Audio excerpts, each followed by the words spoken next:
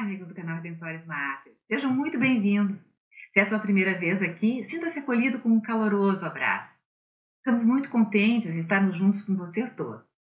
Convidamos a conhecerem as playlists do canal, pois todas as postagens são feitas com muito cuidado para cada um de nossos visitantes e membros. Pedimos que não esqueçam de se inscrever e de clicar o seu joinha. Hoje, tratando da liturgia da palavra, vamos falar sobre o Salmo responsorial, ou Salmo de resposta, ou ainda responsório. O salmista lê ou canta o salmo, que é tirado do livro dos Salmos da Sagrada Escritura, e o povo responde. Há 150 salmos no livro, grande parte atribuída ao rei Davi.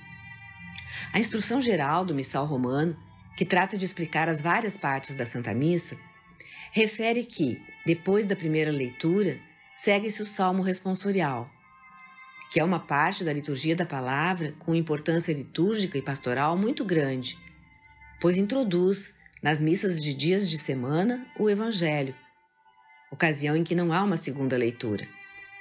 O salmo é cantado do ambão, à mesma mesa da proclamação das leituras e do Evangelho, e com o povo sentado.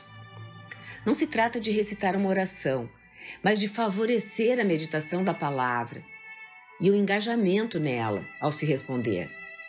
A resposta, normalmente, é com palavras da própria Escritura.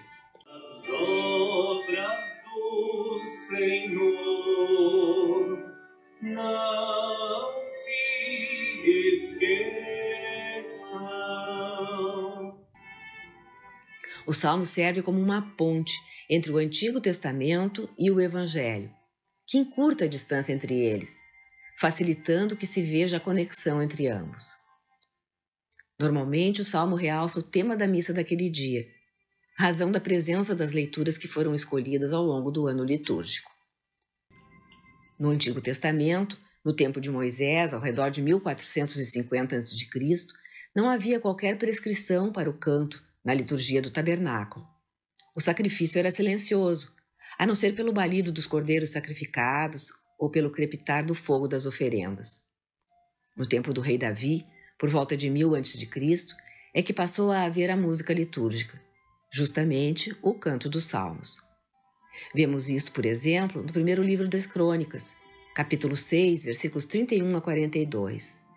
Davi apontou determinadas pessoas para ministrarem a música, como Esra, Asaf, etc.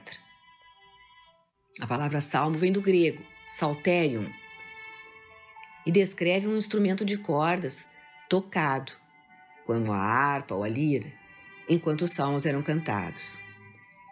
Em certos salmos conseguimos perceber facilmente como há mais de um grupo de pessoas, umas cantando de um lado e outras de outro, como dois coros, uma forma responsorial. É o caso do Salmo 117, versículos 1 a 4, cantado na Páscoa. Louvai o Senhor porque Ele é bom, porque eterna é a sua misericórdia. Diga à casa de Israel, eterna é a sua misericórdia. Proclame à casa de Aarão, eterna é a sua misericórdia. E vós que temeis o Senhor, repeti, eterna é a sua misericórdia. E assim por diante. Alguns sacerdotes conclamavam e outros repetiam, eterna é a sua misericórdia. Assim não surpreende que Jesus e os apóstolos cantassem os salmos na última ceia, a primeira Eucaristia, como nós fazemos na Santa Missa. Mateus narra como Jesus consagrou o pão como seu corpo e após deu graças e deu aos apóstolos o sangue, ordenando-lhes que bebessem, pois era seu sangue derramado pela remissão dos pecados. Então o evangelista rematou. Depois do canto dos salmos, dirigiram-se eles para o Monte das Oliveiras. Isso está em Mateus 26, versículos de 26 a 30. Eram cantados na época o Salmo 113 e seguintes, não somente no templo durante os sacrifícios, mas também nas casas, na celebração da refeição pascal. O canto do Salmo unia o sacrifício no templo à Páscoa nas famílias.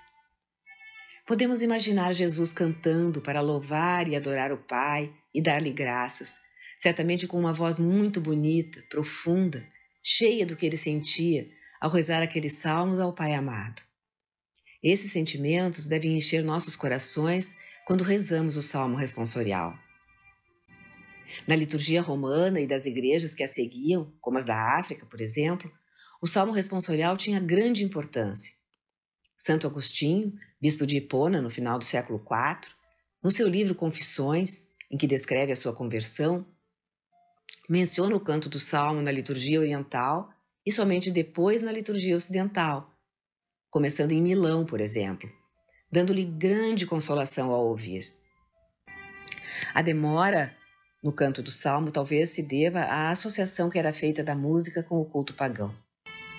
Por isso, chegou a Roma mais tarde. Agostinho chegou a pregar um sermão sobre o Salmo responsorial, uma prática que ele adotou como bispo, a exemplo de Ambrósio, um sermão sobre o Salmo 146.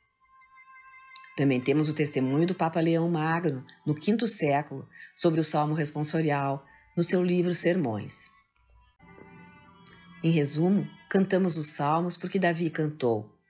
Sua doçura deve nos inspirar a compunção do coração, a devoção e a piedade, voltando nossa mente para Deus.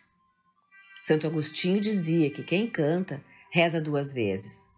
A música litúrgica tem o poder de elevar a oração e fazer focar a mente e o coração em Deus. O salmo deve ser cantado devagar e claramente, de maneira bela o suficiente para que possamos ouvir e discernir as palavras, refletir nelas, apossarmos-nos delas e oferecer de volta a Deus.